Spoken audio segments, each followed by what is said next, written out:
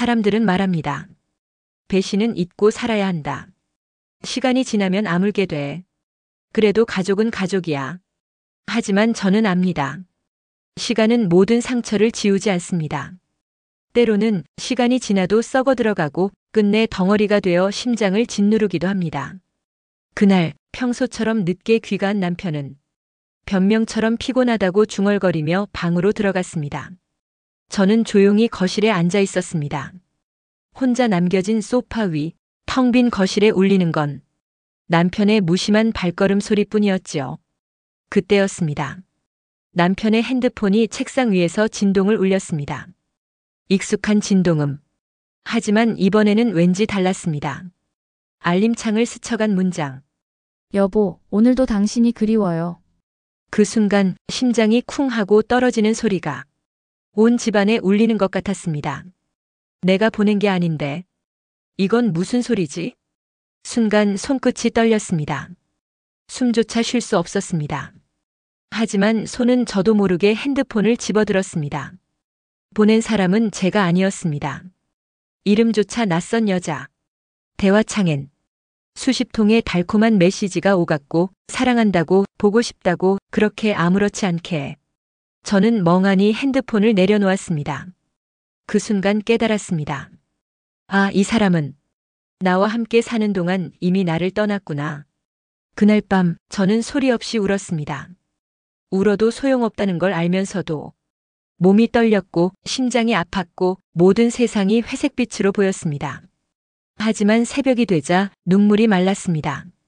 저는 조용히 일어섰습니다. 그리고 스스로에게 맹세했습니다. 울지 말자. 소리치지 말자. 당장 무너지지 말자. 대신 아주 천천히 그리고 아주 확실하게 이 결혼을 끝내자. 사람들은 쉽게 말합니다. 상처는 시간이 해결해 줄 거야. 다 괜찮아질 거야. 하지만 저는 알아버렸습니다. 배신은 시간이 지나도 아물지 않습니다. 오히려 시간을 아가리에 문 채 조금씩 복수라는 이름으로 익어간다는 것을 지금부터 아주 천천히 무너져 내리는 한 남자의 이야기 그리고 그 무너짐을 차가운 눈으로 지켜본 한 여자의 복수극을 들려드리겠습니다. 이제 저의 이야기가 시작됩니다. 안녕하세요. 40 이후 사람 공부입니다. 오늘도 찾아와 주셔서 감사합니다. 구독과 좋아요 눌러주시면 이런 이야기를 더 많은 분들과 나눌 수 있습니다. 결혼 30년. 남들은 말했습니다. 어머, 그렇게 오랫동안 함께 살았으면 이제 둘도 없는 동반자겠어요. 웃으며 고개를 끄덕였지만 사실 제 마음 한구석은 늘 허전했습니다. 남편은 무뚝뚝한 사람이었습니다. 감사하다는 말도 사랑한다는 말도 결혼하고 몇 번이나 들었을까요? 그래도 저는 믿었습니다. 말이 없을 뿐 속은 다를 거라고. 그런 성격이니까 이해해야지. 세상에 완벽한 사람은 없어. 그래도 나를 떠나진 않을 거야. 그렇게 스스로를 설득하며 살아왔습니다. 그러던 어느 날부터였을까요? 남편이 변하기 시작한 건 퇴근이 늦어졌습니다. 전화기에는 자주 모르는 번호가 찍혔고 옷에서는 낯선 향수 냄새가 났습니다. 처음엔 피곤해서겠거니 스트레스를 많이 받아서겠거니 했습니다. 하지만 매번 핑계가 같았습니다. 회식이 늦었어. 프로젝트가 몰려서 야근했어. 휴대폰은 그냥 번호 바뀐 거래처야. 거짓말은 서툴러야 하는데 남편은 거짓말을 너무 자연스럽게 했습니다. 그게 더 아팠습니다. 어느 날은 남편의 셔츠 주머니에서 호텔 영수증을 발견했습니다. 서울 5호텔 스위트룸 1박. 순간 손끝이 얼어붙는 것 같았습니다. 하지만 저는 그 자리에서 따지지 않았습니다. 조용히 다시 셔츠에 영수증을 넣어두었습니다. 확신이 필요해. 지금 섣불리 움직이면 내가 손해를 볼 거야. 그날 밤 남편은 아무 일도 없다는 듯 편안하게 코를 골며 잠들었습니다. 그 모습을 보며 다짐했습니다. 그래. 너는 모르겠지. 내가 무너지는 순간까지 난 아무것도 모른 척 할 거야. 그리고 또 하루, 또 하루. 남편은 점점 늦게 들어왔고 저녁도 집에서 먹지 않는 날이 많아졌습니다. 때로는 문득 집안이 비어있는 듯한 느낌에 내가 과연 가족이라는 울타리 안에 있는 사람인지 의심하게 되기도 했습니다. 하루는 남편이 샤워를 하는 사이 습관처럼 핸드폰을 집어들었습니다. 그 순간 도착한 메시지 한 통. 오늘도 당신을 기다릴게요. 사랑해요. 익숙하지 않은 번호, 익숙한 말투. 하지만 그 메시지는 30년 동안 제가 듣고 싶었던 말이기도 했습니다. 단 한 번도 듣지 못했던 그 말을 남편은 다른 여자에게는 아낌없이 건네고 있었습니다. 그날 이후 저는 남편과 나눈 대화 하나하나를 곱씹었습니다. 오늘 저녁 뭐 먹었어? 그냥 대충. 이번 주말엔 어디 갈까? 바빠. 나랑 영화라도 보러 갈래? 피곤해. 언제부터였을까요? 우리가 부부라는 이유로 아무런 대화도 아무런 온기도 필요 없는 사람들이 되어버린 건. 하지만 저는 참았습니다. 울지도 않았고 화를 내지도 않았습니다. 아직은 때가 아니야. 아직은 더 확실한 순간이 와야 해. 그리고 저는 조용히 차곡차곡 남편의 거짓말과 배신을 쌓아갔습니다. 그 모든 게 그를 무너뜨릴 결정적 한 방이 될 때까지. 사람은 믿고 싶은 대로 믿습니다. 설령 눈앞에 증거가 있어도 아니야, 우연일 거야. 설마 그럴 리가 없지. 끝까지 부정하며 마음을 지키려고 합니다. 저도 그랬습니다. 남편의 변화가 뚜렷했지만 심장이 부정했습니다. 분명 이유가 있을 거야. 일이 힘든가 보다. 지금 내가 괜히 예민한 걸 거야. 그렇게 스스로를 속이며 또 하루 또 하루를 견뎠습니다. 하지만 이상한 일들은 점점 더 많아졌습니다. 남편은 이제 저녁을 먹자고 해도 바쁘다며 입맛이 없다며 대충 넘겼습니다. 생일을 챙겨달라고 한 적도 없는데 이젠 제 생일조차 잊어버렸습니다. 거실 소파에 앉아 같이 TV를 보던 시간도 어느새 남편의 휴대폰 화면을 쳐다보며 보내는 시간으로 바뀌었습니다. 그런 남편의 옆모습을 보며 생각했습니다. 저 사람은 지금 어디를 보고 있을까? 지금 이 시간에도 나와 함께 있는 이 순간에도 마음은 다른 곳에 있는 걸까? 어느 저녁이었습니다. 남편은 퇴근이 늦어진다고 전화했습니다. 늘 그렇듯 무심한 목소리로. 회의가 길어져서 좀 늦어. 하지만 그날따라 감이 좋지 않았습니다. 차가운 촉이 끈질기게 귓가를 때렸습니다. 그래서 저는 조심스레 차를 몰고 남편 회사 근처로 향했습니다. 그리고 멀리서 남편의 모습을 보았습니다. 다정하게 웃으며 어떤 여자와 나란히 걷고 있는 모습. 회사 가방은 없었고 대신 작은 선물 포장지가 들려 있었습니다. 두 사람은 사람들의 시선을 신경 쓰지도 않고 당연하다는 듯 팔짱을 끼었습니다. 숨이 막혔습니다. 그 자리에 얼어붙은 것 같았습니다. 멀리서 바라보면서도 저는 그 여자 얼굴을 똑바로 볼 수 있었습니다. 저보다 훨씬 젊어 보였고 패기와 여유가 넘쳤습니다. 남편은 한 번도 저에게 보여주지 않았던 미소를 그 여자에게 보이고 있었습니다. 그날 밤 저는 아무 말 없이 집으로 돌아왔습니다. 남편은 몇 시간 뒤 들어왔고 피곤하다며 바로 누웠습니다. 저는 물었습니다. 오늘 회사는 어땠어? 남편은 눈을 마주치지 않고 대답했습니다. 늘 똑같지 뭐. 똑같다니. 무엇이? 나는 그 대답을 듣고 다시금 다짐했습니다. 더는 눈 감지 않겠다. 이제 이 모든 걸 있는 그대로 받아들이겠다. 그 후로 저는 조용히 움직이기 시작했습니다. 남편의 지갑 속 카드 영수증을 모았습니다. 통화 내역을 캡처했습니다. 차에 몰래 소형 녹음기를 설치했습니다.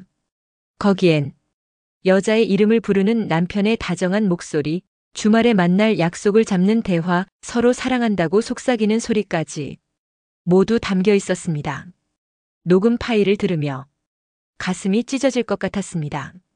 하지만 동시에 이상할 만큼 차가워진 제 자신을 느꼈습니다. 눈물도 분노도 없었습니다. 오히려 명확했습니다. 이제 끝을 향해 가고 있다. 그리고 이 끝은 내 방식으로 정리할 것이다. 한밤중 혼자 식탁에 앉아 있었습니다. 남편이 아무렇지도 않게 잠든 소리가 들려왔습니다. 나는 조용히 식탁 위에 녹음기와 영수증을 올려두고 스스로에게 물었습니다. 이걸 내일 바로 터뜨릴까? 하지만 이내 고개를 저었습니다. 아니야. 아직 아니다. 복수는 기다릴수록 더 달콤해진다. 그렇게 저는 조금 더 기다리기로 했습니다. 조금만 더 남편이 방심할 때까지. 조금만 더 남편이 모든 걸 잃기 직전까지. 남편은 몰랐습니다. 제가 이미 모든 걸 알아챘다는 것을. 늘 그렇듯 무심하게, 늘 그렇듯 아무 일도 없다는 듯 저를 대했습니다. 가끔은 괜히 선물 하나를 사오기도 했습니다. 이거 그냥 지나가다 보여서 샀어. 하지만 그 선물에 묻어있는 어색한 향기와 그 눈빛 속 어딘가 서툰 죄책감을 저는 너무나 선명하게 읽을 수 있었습니다. 그러나 저는 아무것도 묻지 않았습니다. 고마워. 잘 입을게. 평소보다 더 밝은 얼굴로 웃어 보였습니다. 그 모습을 보며 남편은 더욱 안심하는 것 같았습니다. 아직은 모르는구나. 아직은 괜찮구나. 그런 눈빛이었습니다. 하지만 속으로는 조용히 모든 퍼즐을 맞춰가고 있었습니다. 재산 목록 정리, 공동명의 계좌 분리 작업, 보험 수익자 변경, 각종 투자 상품명의 변경 준비. 10년 넘게 집안 경제를 제가 맡아온 덕분에 남편은 자기가 뭘 잃어가고 있는지조차 몰랐습니다. 조금씩, 아주 조금씩 남편이 잃어가는 걸 스스로 느끼지 못할 만큼 천천히. 그러던 어느 날 남편이 먼저 다가왔습니다. 요즘 왜 이렇게 착해졌어? 괜히 무섭게. 그 말에 저는 빙그레 웃었습니다. 그냥 고맙잖아. 이렇게 오래 함께 해준 것도, 나랑 살아준 것도. 남편은 웃으며 제 머리를 쓰다듬었습니다. 그리고 저는 생각했습니다. 그래, 내가 이렇게 무심하게 웃는 이 순간이야말로 가장 완벽한 복수의 시작점이다. 복수는 결코 분노로 하면 안 됩니다. 복수는 상대가 가장 방심하고 가장 행복해 보일 때 해야 진짜 값진 것입니다. 저는 매일 남편의 일정을 확인했습니다. 언제 외근이 있는지, 누구와 약속을 잡았는지, 출장이 있는 날은 언제인지. 아무렇지 않게 물었습니다. 이번 주는 바빠? 주말엔 우리 어디 가자. 그럼 남편은 태연히 대답했습니다. 이번 주는 힘들어 일이 많아. 하지만 저는 이미 알고 있었습니다. 그 일이라는 게 다른 여자와의 약속이라는 걸. 남편은 방심했습니다. 그리고 저는 그 방심을 하나하나 쌓아 올렸습니다. 조용히, 차분히, 아무도 모르게. 하루는 남편의 차에 작은 GPS 추적기를 달았습니다. 위치 추적 앱에는 주말 저녁이면 늘 같은 호텔 주소가 찍혔습니다. 그 호텔. 몇 달 전 영수증을 발견했던 바로 그곳. 또 하루는 남편의 와이셔츠 안주머니에서 남녀 커플용 공연 티켓이 나왔습니다. 날짜는 다음 주 토요일, 시간은 저녁 7시. 공연 이름은 사랑은 영원하다. 참 아이러니했습니다. 내 곁에서는 식어버린 사랑을, 다른 여자와는 영원하다 말하려 하는 남편을. 그날 밤 저는 식탁에 앉아 남편이 자는 소리를 들으며 혼잣말했습니다. 좋아. 이제 거의 다 됐다. 곧 너는 내가 쌓아온 허상을 깨닫게 될 거야. 복수는 준비부터 달라야 합니다. 울면서 덤벼들지 않아야 하고 서둘러 들키지도 않아야 하며 무엇보다 상대방 스스로 자신의 모든 걸 무너뜨리게 만들어야 합니다. 나는 남편이 스스로 더 깊은 늪으로 빠져들게 놔뒀습니다. 내가 아니라 남편 스스로 모든 걸 잃게. 남편은 몰랐습니다. 그가 무심코 넘긴 말, 행동, 표정 하나하나가 모두 저에게 결정적 힌트가 되고 있다는 걸. 저는 더 이상 마음이 아프지 않았습니다. 슬픔은 이미 오래전에 식어버렸습니다. 이제 남은 건 차갑게 단단해진 결심뿐이었습니다. 그날도 남편은 늦게 귀가했습니다. 옷에는 은은한 샴푸 냄새가 배어 있었습니다. 내가 사준 샴푸가 아니었습니다. 남편은 무심히 웃었습니다. 회의가 길었어. 그 말이 익숙해질 정도로 반복되었습니다. 거짓말도 이렇게 반복되면 일상이 되는구나. 저는 그를 마주보며 잔잔히 웃었습니다. 그리고 식탁에 조심스레 차린 밥상 위로 조용히 눈길을 내리깔았습니다. 식사 시간에도 남편은 끊임없이 휴대폰을 확인했습니다. 어떤 순간 나는 너무 자연스럽게 생각했습니다. 지금 저기 띄워진 메시지가 사랑한다고 하는 걸까, 보고 싶다고 하는 걸까? 복수의 준비는 감정을 끊어내는 일부터 시작해야 합니다. 저는 그저 그의 가벼운 거짓말을 흘려듣는 연습을 했습니다. 오늘은 너무 바빠서 정신없었어. 차가 막혀서 늦었어. 별일 아니야. 이젠 남편의 목소리 톤만으로도 알 수 있었습니다. 거짓말인지 아니면 진심인지. 슬프게도 대부분은 거짓말이었습니다. 그리고 또 하나.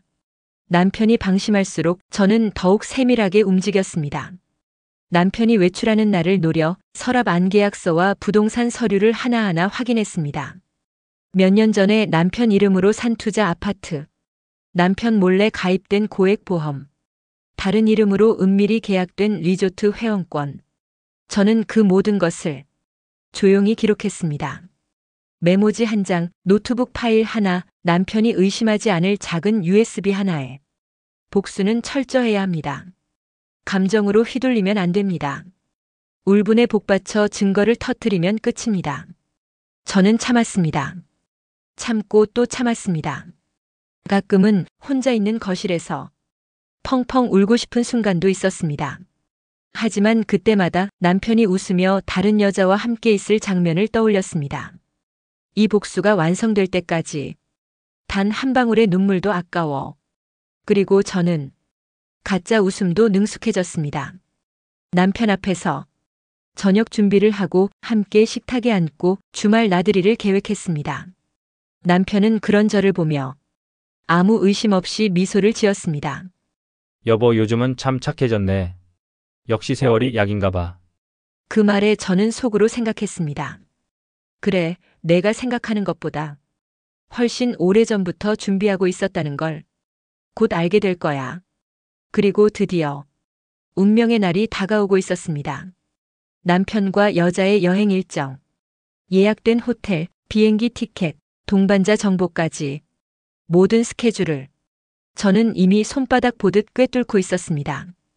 그날 저녁 남편은 아무것도 모른 채 집에 들어왔습니다. 주말에 친구랑 골프 치러 가기로 했어. 이따 일정표 보내줄게. 저는 차분히 고개를 끄덕였습니다. 그래, 잘 다녀와. 그리고 조용히 웃었습니다. 그 순간 저는 알았습니다. 이제 모든 퍼즐이 맞춰졌다. 이제 마지막 한 조각만 남았다. 남편은 모르고 있었습니다. 자신이 돌아올 때 자신을 기다리는 것이 미소 짓는 아내가 아니라 완벽하게 준비된 복수라는 사실을. 주말 아침, 남편은 부지런히 짐을 쌌습니다. 여행용 가방, 깔끔하게 다려진 셔츠, 그리고 선물용 작은 상자 하나. 그 모습을 바라보며 저는 조용히 커피를 내렸습니다. 오늘은 골프 약속 있는 날이지? 차 조심하고 다녀와. 남편은 웃었습니다. 응, 걱정 마. 금방 다녀올게. 그 웃음을 보며 저는 생각했습니다. 그래, 오늘이 마지막이다. 남편이 집을 나서는 순간 저는 조용히 그의 뒷모습을 바라봤습니다. 그리고 바로 움직였습니다. 손에는 준비해둔 이혼 소송 서류, 그리고 호텔 예약 내역, 통화 녹음 파일, GPS 기록, 사진 자료가 담긴 파일. 저는 변호사에게 전화를 걸었습니다. 이제 시작해주세요. 변호사는 짧게 대답했습니다. 네, 준비된 대로 바로 들어갑니다. 남편이 떠난 지 3시간 후 법원의 이혼 소송 접수가 완료되었습니다. 그와 동시에 남편이 주거하고 있는 집에 대한 재산분할 가처분 신청도 들어갔습니다. 은행 계좌 동결 요청, 자동차 소유권 이전 금지 명령, 그리고 정신적 피해에 대한 위자료 청구까지 모든 게 한치의 오차도 없이 진행되었습니다. 그날 저녁, 남편은 땀에 젖은 셔츠 차림으로 집에 돌아왔습니다. 손에는 골프 가방이 들려 있었고 얼굴에는 아무 걱정 없는 표정이었습니다. 여보, 나왔어. 저는 조용히 식탁에 앉아 그를 맞았습니다. 식탁 위에는 작은 흰 봉투가 하나 놓여 있었습니다. 남편은 의아한 표정으로 물었습니다. 이게 뭐야? 저는 단 한마디만 했습니다. 내가 정말 필요로 하게 될 거야. 남편은 봉투를 열었습니다. 그 안에는 이혼 소장 접수증, 호텔 사진, 녹음 파일 목록, 재산 목록 동결 통지서, 남편의 얼굴에서 순식간에 혈색이 사라졌습니다. 서류를 덜덜 떨리는 손으로 뒤적이며 결국 떨리는 목소리로 물었습니다. 이건 무슨 짓이야? 저는 조용히 대답했습니다. 내가 한 짓에 대한 대가야. 나는 울지 않았어. 소리치지도 않았어.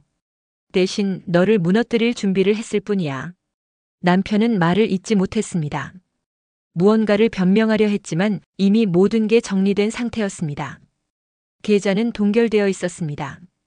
투자 자산은 제 명의로 넘어갔습니다. 차량은 압류 대상이었습니다. 보험 수익자도 변경되었습니다.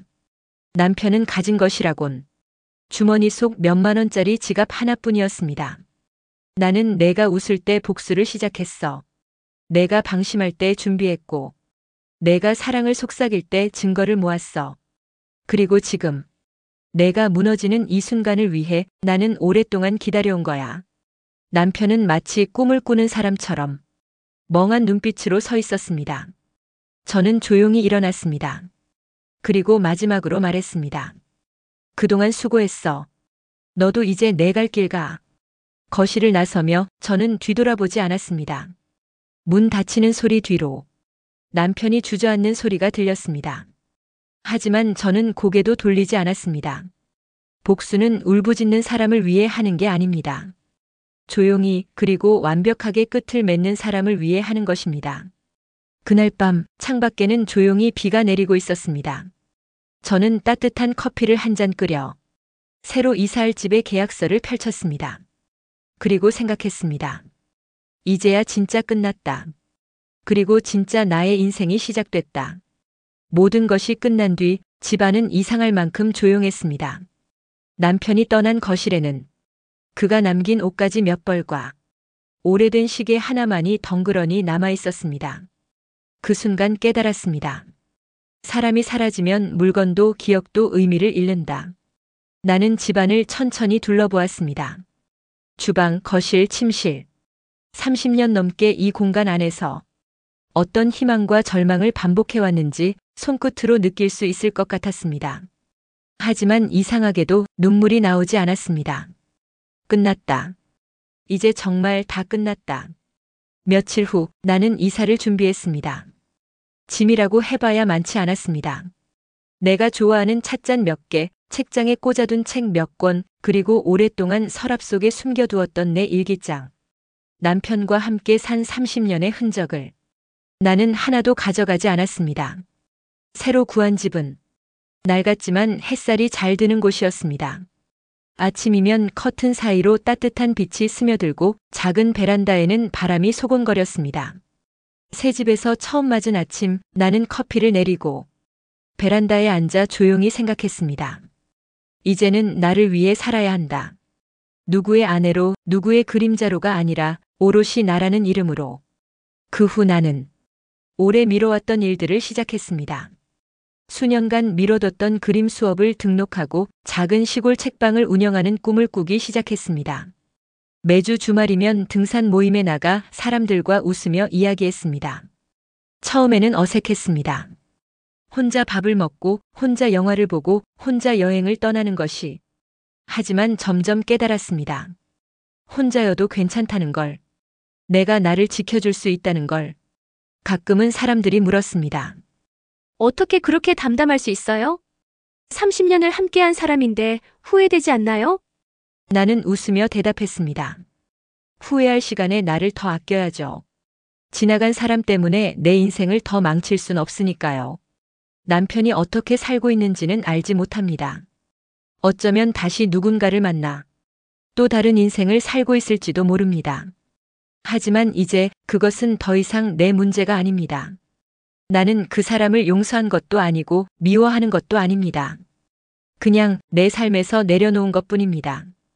복수는 상대를 망가뜨리는 것이 아닙니다. 복수는 내 인생을 되찾는 것입니다. 그리고 저는 제 인생을 다시 손에 쥐었습니다. 어느 날 저녁 노을이 붉게 물든 하늘을 보며 생각했습니다. 잘 견뎠다. 정말 잘했다. 그렇게 나는 다시 웃었습니다. 아무도 속이지 않는 웃음으로. 누구의 눈치를 보지 않고 누구의 허락을 받을 필요도 없이 오롯이 나 자신을 위해서 웃었습니다. 인생은 생각보다 훨씬 오래 그리고 아프게 배신을 기억합니다. 누군가는 말했습니다. 시간이 지나면 잊혀질 거야. 하지만 저는 압니다. 배신이란 건 시간이 지나도 상처 자국처럼 마음 한구석에 선명히 남아있다는 걸.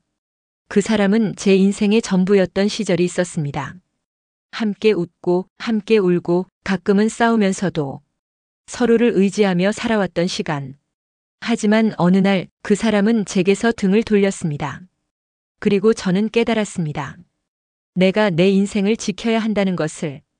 복수는 상대방을 무너뜨리는 게 아니라 나 자신을 다시 일으켜 세우는 것이었습니다.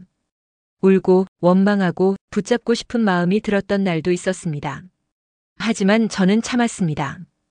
울음 대신 웃음을, 분노 대신 단단함을, 복수 대신 자유를 선택했습니다. 이제는 압니다. 누군가를 사랑하는 것도 누군가에게 상처받는 것도 모두 내 삶의 일부였다는 것을. 그러나 상처를 내 인생의 전부로 만들지는 말아야 한다는 것도. 그 사람은 떠났습니다. 그리고 저는 저를 찾아왔습니다. 조용히, 천천히, 그러나 확실하게. 지금 이 순간도 어디선가 가슴에 억울함과 분노를 품고 살아가는 이가 있다면 이 한마디를 꼭 전하고 싶습니다. 당신은 누구보다 소중한 사람입니다. 그리고 당신은 복수가 아니라 자유를 위해 살아야 합니다. 나는 이제야 압니다.